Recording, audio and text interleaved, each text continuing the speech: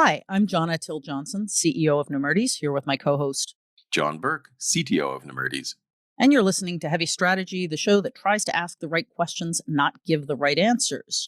On today's show, John, you wanted to talk about how long should a planning horizon be? Is it 3 years, 5 years, 10 years, a 1 year, year? 3 months, 2 weeks?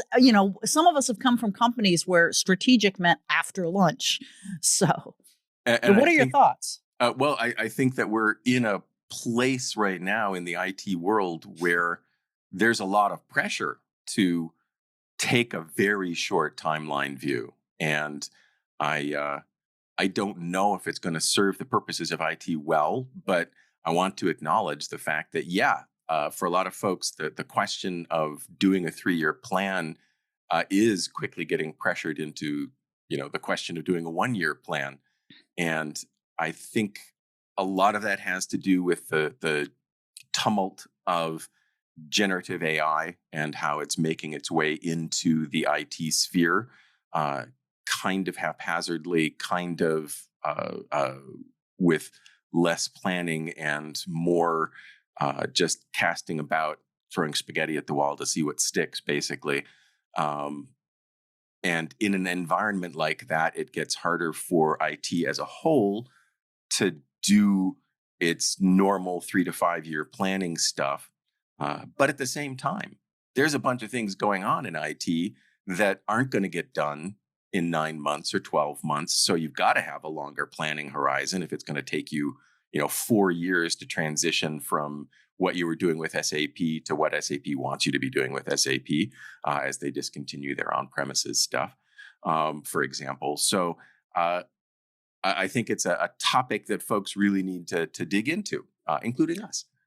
Well, I agree, John. And I know there are a number of reasons that people may want to revisit their planning horizon. One of the biggest is nobody knows what's going to happen geopolitically in the next couple of years. We are in, I won't say an era of unprecedented change because A, that just sounds super hyperbolic, and B, change is a constant. So there's only more change and less change. But I will say things are not the way they were previously. And we may be in one of those eras where there's a, complete step function shift in practically everything. So with all of that, it's really hard to plan for, 5 years from now, we're going to be replacing these routers and those cloud services with this, whatever. Nonetheless, I do think it's important to at least look ahead. And I know, you've raised the points in the past many times that with agile philosophies, the idea is you want short action plans, but a clear vision. And I think that vision is incredibly important to have to set a strategy. And very specifically, one of the things that we recommend is that you have technology principles that you base your strategy on that don't change even if the situation changes, unless you, as part of those principles, you've sort of clearly articulated when you would shift. So the example I always use is something like cloud when possible, except if, and then there you tick off the scenarios under which you would not do cloud and would do on-prem. And those things can also account for major geopolitical shifts. So, for example, if for some reason, say, tariffs make the cost of CapEx skyrocket, you may have a strategy that says all on-prem CapEx unless prices increase more than X percent, in which case we shift to an all OpEx model or whatever, something like that. Keeping in mind that the same forces that make it harder for you to buy the stuff you need at the prices you need to buy it at will also raise the prices of your cloud suppliers. So your OpEx budget might have to be considerably larger than you had initially thought it would be in that scenario for the same global geopolitical reasons. So not to say that you won't wind up going that way, but to say that it might wind up being a bigger. Well, yeah, but that's cost just hit than you'd general. expected. That's just general tariffs.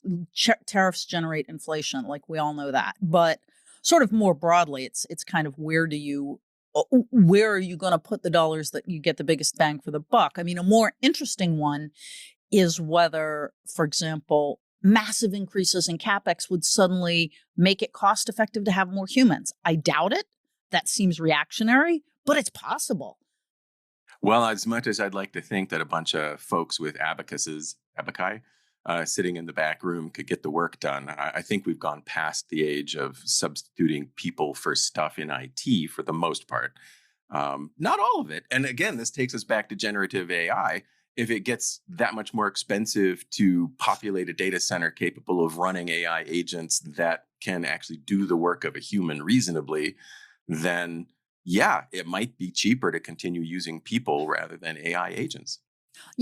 Let's tackle that elephant in the corner head on, because I remain unconvinced that AI agents are going to do a better job of than people in most scenarios. And let me argue by analogy, which is, if you remember, you and I are sadly both old enough to remember the 80s and 90s when outsourcing was going to change everything and everybody was going to do everything cheaper with outsourcing.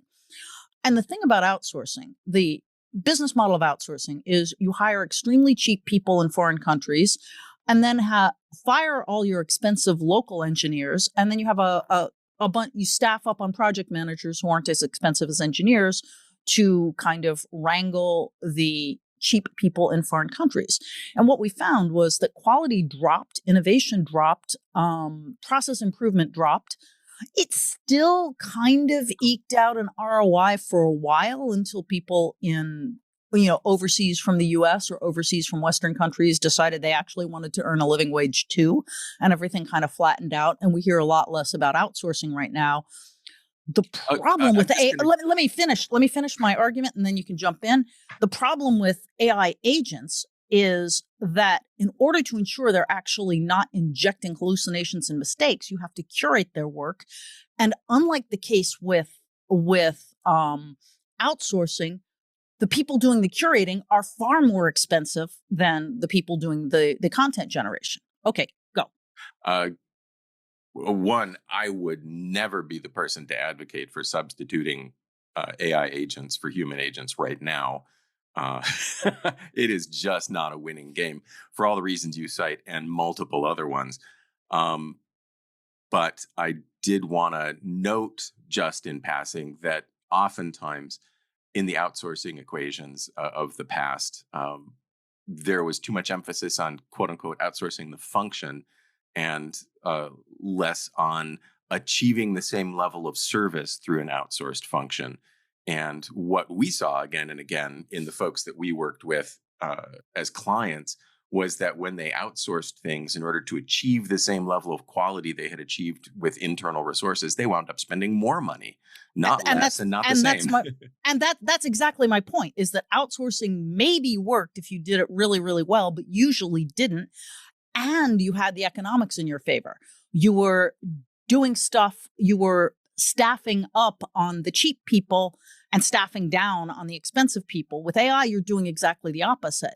You have to bring in more extremely expensive people to do the curation. And once again, you're going to have all the same problems that you had with outsourcing, except the economics are not in your favor. And that's the big problem.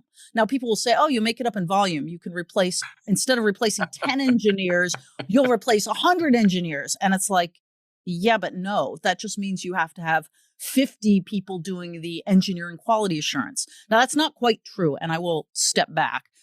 There are ways, for example, to write code. One of my all-time favorite writers on LinkedIn is a guy by the name of Andrei Burkov, who literally wrote the book on AI and is particularly interested in how AI can assist in coding.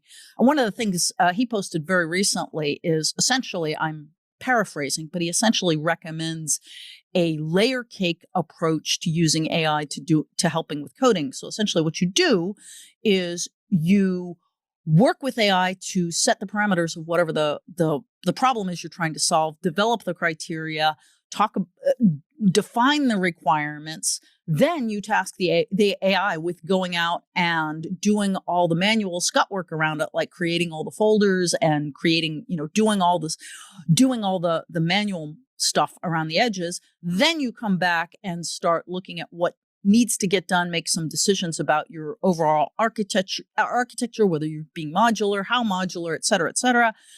And then you can ask the AI to kind of fill in the blanks. Then you bring in your engineers to finish the top, he estimates about 30% of it. I think the layer cake approach of AI, human, AI, human, AI, human is actually the proper way to curate things, as opposed to let the AIs run wild and then come in at the end and try to see if they injected anything really toxic. But nonetheless, that still requires not only incredibly expensive human coders, but also human coders with a good skills base in using AI. So I'm really reluctant to say that AI is going to somehow, in a meaningful sense, replace humans. It will change the way humans work, absolutely. Without respect to what's technologically possible 5 years from now, I will agree with you wholeheartedly that for at least the next 5 years, yeah, totally replacing skilled human people in IT is out of the question, unless you want to leave yourself open to a lot of um, not just quality control issues, but also uh, ethical, moral, practical, legal, and economic challenges that would come along with, turning a bunch of poorly socialized savants loose with your infrastructure, your user base, and your intellectual property. Yeah, Well, and the only other thing I would push back on is that LLMs, by definition, and that's really what people are thinking about when they talk about AI, by yeah, definition, there is no way to rid them of hallucinations. It's built into the architecture. So certainly, someone somewhere can figure some out another approach. But it's almost like there's effectively a Gödel's theorem component here. It's not Gödel's theorem, but it's close. That's embedded into the approach. So I look at this and I go, yeah, it's not actually theoretically possible to, without another step function increase in AI capabilities somewhere outside LLMs to get there. Now that said, that those increases could be happening as we speak. I think, yeah, you just have to go back to basics and say, if we're trying to create artificial intelligence by mimicking the mechanisms that make natural human intelligence possible, why would we think we could get something that was less prone to cognitive errors than the natural human intelligence? And I haven't yet seen a persuasive argument saying, well, of course we can engineer around that. When you start with the fundamental model of black box neural network, figuring out how to do stuff on its own, it is going to build in the same kinds of weirdnesses that evolutionary time have built into humans. Well, yes, but no, because No, you're yes, but yes. no. We're talking about two different things here, John. Because first of all, LLMs don't really model humans. They take a different approach. Second of all, I don't know that we can say, gosh, the human is the absolute that we can asymptotically approach but never reach. Obviously, we have already far exceeded human capabilities In with some other ways, yeah. algorithms. Yeah, with other algorithms, forget the ones that happen to be branded AI. It's not like we're particularly good at computing pi to, infinite decimal places, for example.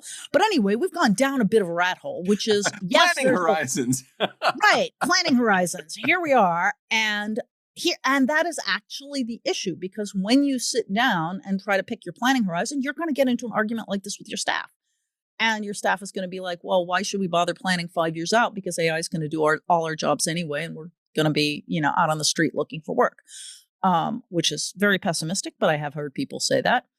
And I Um, think one of the things you always have to say is, well, if you want to assume that, why don't you just, walk out the door now? You don't assume it at the level of being ready to quit your job. So let's not assume it at the level of not doing our jobs, and instead make a plan to do our jobs for as long as our jobs are here to do. that is awfully inspiring, John. This is one of the many reasons you were an excellent boss. You I know, was a good boss. you were. I'm not joking. I wasn't being sarcastic or snarky. I know, weird, but um, I do want to poke at that notion of have a short action plan for the next 2 months and a longer vision. Oh, Um, it's underwear I gnomes.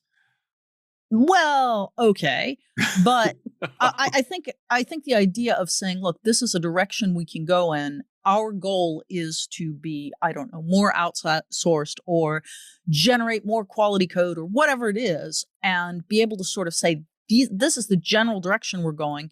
It's like when you're trying to travel somewhere. You kind of say, look, at some point I have to go north, but I have a lot of choices on how to go north, and which choice I take is going to be dictated by, which roads are blocked by fallen trees, which roads are coated in ice, which roads are packed with traffic. I will make some of those decisions en route, knowing that my ultimate destination is north. That tends to work reasonably well. And I Uh, think having a 3-year plan for how to get to where you need to be, as far as you can see things in 3 years, doesn't lock you into a single set of choices. You can build a plan knowing that you'll have options for accomplishing this part of it, that part of it, or the other part of it. But you wouldn't make a plan to get to, Nashville from Baltimore without knowing that there was some way by road to get from Nashville to Baltimore. You got that to have at is least one viable path you can see. that is true. And if you don't happen to know whether north is across land or water, it could really affect your ability to get there. This route So, includes ferries. yeah, right.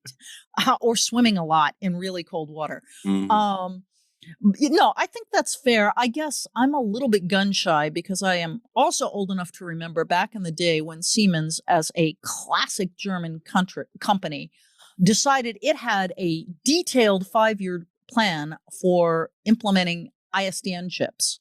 Well, Oh, and for those of you who even remember this acronym, it doesn't really stand for "I still don't need," and I actually don't remember what the acronym is anymore. But it was basically one of the early attempts to combine voice and data on the same infrastructure, and basically it was obsoleted by TCP/IP, which was happening in the background. And I feel bad for all the factories that were teed up to make the version 7.3.2.4 of the chips 3.5 years out into the 5-year plan that got completely obviated by things. So I think there's such a thing as getting way too deep and way too detailed and way too invested in certain things happening. And that's a huge problem with large organizations, by the way. But there's also a risk, as we just pointed out, to what is it? Vibe planning. Like, I'm kind of feeling it. North is looking good. and there's a huge threat to the organization, to the IT function and its ability to function in being too short-sighted and too reactive. You can have a 3-year vision, but no real plan beyond 90 days, and find yourself just tossed from thing to thing without any uh, ability, without any plan for keeping strategic focus on the things that are going to move the business forward, that the business is telling you are going to move the business forward. And instead, basically getting into the standard IT role of firefighting and squeaky wheel oiling. So, John, I want to ask you this because I'm listening to what you're saying. I'm agreeing with you, which means we're already getting boring because we're agreeing. But but I'm also thinking, sort of at the at the end of the day, what's the point of a plan? Whether it's 3 years, 5 years, 30 days, and I'm realizing that in a nutshell, it tells you what you need to do when you get up in the morning or go to work in the morning. Because one thing you ought to be doing, regardless of whether your plan is a year, 3 years, 5 years, 50 years, which, by the way, some countries do specialize in 50-year plans. What one thing you should be doing is constantly going, why am I having this meeting? What am I trying to accomplish? What is the goal of this? And how does it align with the vision, which may not be the vision that was sketched out yesterday? And regardless of where you are in the organization, you should be prepared to put your hand up and say, why are we doing this? Remind me again why we're doing this. And obviously, if you have a boss who's a jerk, they're going to give you a hard time. But any decent boss is going to say, okay, here's the connection between what we're doing right now and where we want to be. And more broadly, you should always be testing to see where you want to be actually makes sense in the current environment. So in other words, has a new technology come along like TCP/IP that just obviated ISDN, so you really shouldn't be going in that direction? Or has something geopolitically changed and your entire supply chain has changed and your company's expansion plans into country X are suddenly not going to happen because we don't like country X anymore and we're not going to substitute country names in there, um, largely because we might be country X. I was just going to But say. exactly. But that's actually, I mean, that's the kind of thinking you may need to be doing, which is in a time, if you believe our hypothesis that we're in a time of intense, rapid change, the most important thing is not to have a planning horizon of a particular length, but is to constantly test the assumptions that have gone into whatever plans, visions, et cetera, that you put in place. And don't be afraid to do that on a daily basis because things change on a daily basis. Yeah, I think I may disagree with you to the extent of I think it is important to have something like a 3-year plan. Oh, I Um, agree that it's a good thing to have. Yes. but I think you need to be, if not in a constant state of review of that plan, then at least in a frequent state. If not monthly, then quarterly. Uh, don't have 90-day Ah, plans, have 90-day reviews of your plans, because that's long enough to say, well, I saw this thing a month ago, but it turned out to be, one person with an idea, not one person with a company and a product. So I'm not going to worry about that in my 2-year window, but I'll keep it on my radar. That's the other thing. And this is something that we've talked about in our strategic planning efforts with clients over the years, is have this idea of a radar screen and things that are further out on it and things that are moving closer to you, and always be surveying your surroundings. And I think that's what you were saying, is always be surveying your surroundings and seeing what's going to have an effect on what you do today, this week, next week. And uh, I know there's this idea in some companies that there's like this total focus on the vision, the strategic goal for, next year or next quarter, whatever it is. And that total effort goes into achieving the strategic vision. And I'm just here to say, remember, somebody's got to keep the engine running and the wheels on the vehicle. If you can't put some of your effort into keeping the company operating, then putting all of your effort into achieving the next goal is wasted effort. And the whole company will founder on its inability to operate in its current model. well, and I would also point out a couple things. A vision can never really be achieved unless it's translated into metrics and, defined things, which is orthogonal to your main point, which is Yeah. not everything in the organization needs to be focused on achieving the vision. That said, I guess they're going back to the beginning of this particular thread. I think the thing to think about here is you should have, yes, a formal planning horizon, whatever it is. And we agree that longer is better, but less detail as you go farther out is probably acceptable. You should be reviewing it on a fairly regular basis, monthly, every 90 days. But I would add to that, and last thing that you just said, John, just to reiterate, is that you should also, in addition to be trying to achieve this vision, have space in that vision for keeping the wheels on and the trucks rolling kind of thing. But I would also add that each and every technologist has the obligation of looking around the world around them and thinking, how does this affect their vision? Every day, every morning, when you're reading news over a cup of coffee or a cup of tea, or, at night, thinking, look, if this happens, game it out in your head. If this happens, how does this change what we do in our company? Because it's great to have this sort of formal process where everybody gets in a room and says, all right, does our vision still look good? Vision looks good. Great. Okay, let's go for lunch. And to make that really work, you have to put the energy and the focus into it that comes from everyone on the team, constantly sort of testing, going, does this vision still make sense in this world? And the next challenge after that, of course, is if you suddenly discover that there's a serious gap between reality and what your vision of reality is, and you're going to have to communicate that people need to do something to bridge that gap, that's a whole different conversation. Yeah. I will say that daily awareness is important, but has to be tempered by consideration, and Oh, absolutely. Yeah. seeing something one day that's, potentially groundbreaking, earth-shattering change in the IT environment that you'll have to deal with. You got to wait and see if it turns out to be real. Yep. And that can take time. Witness our discussion of generative AI and agentic Exactly. AI, which lots of folks would have you believe is ready to run the company now. And, not enough folks are willing to say, it's really not. It's really Yeah. not. And you can use it, but the risk you're taking on is huge and unbounded. It's not even just risk. It's just sort of you're going to make really stupid mistakes. I mean, That's side note on risk.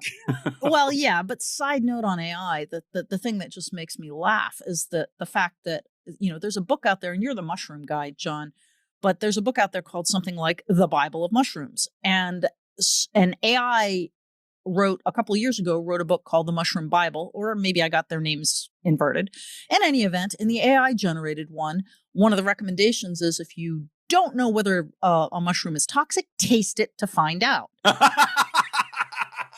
And Yeah, don't try there's this at home, kids. right. And that's the kind of mistake that you will end up in your core business processes unless you build in really serious curation. And as John and I can both attest, if you're curating content at that level of detail, it takes more time and effort than generating good content in the first place. So that is the risk, that you're going to basically, do the business equivalent of suggest that your customers taste the toxic mushroom.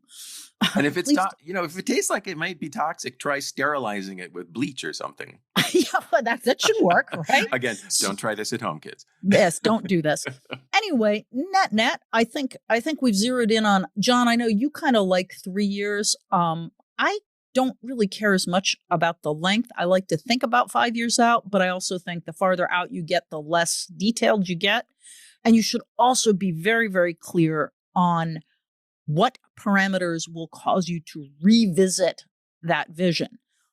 If AGI comes along faster than we've said, if quantum computing becomes a reality faster or more slowly than we've said, if geopolitics causes massive changes in the supply chain or the costs of things, all of those things can affect your vision and your strategy, and you should be constantly have a thumb on the pulse, so to speak.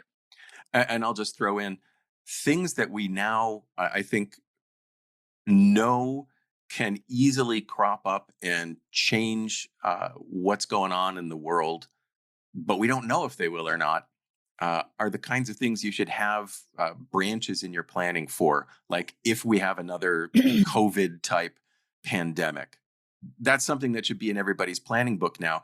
And I remember how we went through this phase in the early 2000s where folks thought about bird flu and what was their bird flu plan, and that kind of went out the window after 3 years. They stopped thinking about that. They stopped putting in their bird flu plans, or they stopped updating them, and so they got to COVID without a plan. So let's try and learn from our mistakes as far as having branches and options for foreseeable but not predictable events, or predictable but not foreseeable.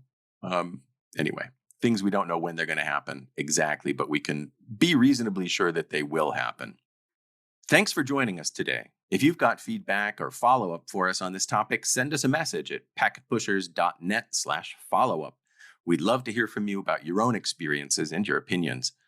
Also at packetpushers.net, you'll find the Network Break podcast, which helps you stay current on the latest tech news and what it means. Very relevant as you grapple with issues of IT strategy and which way to head. There's a whole lot more going on the Packet Pushers site as well, including many other tech and networking podcasts, our newsletters, and a job board where you can find fantastic engineers for roles you're trying to fill or your next great role. If you want to talk to Johna or to me, you can reach us at nemertes.com. That's NEMERTES.com. We look forward to hearing from you.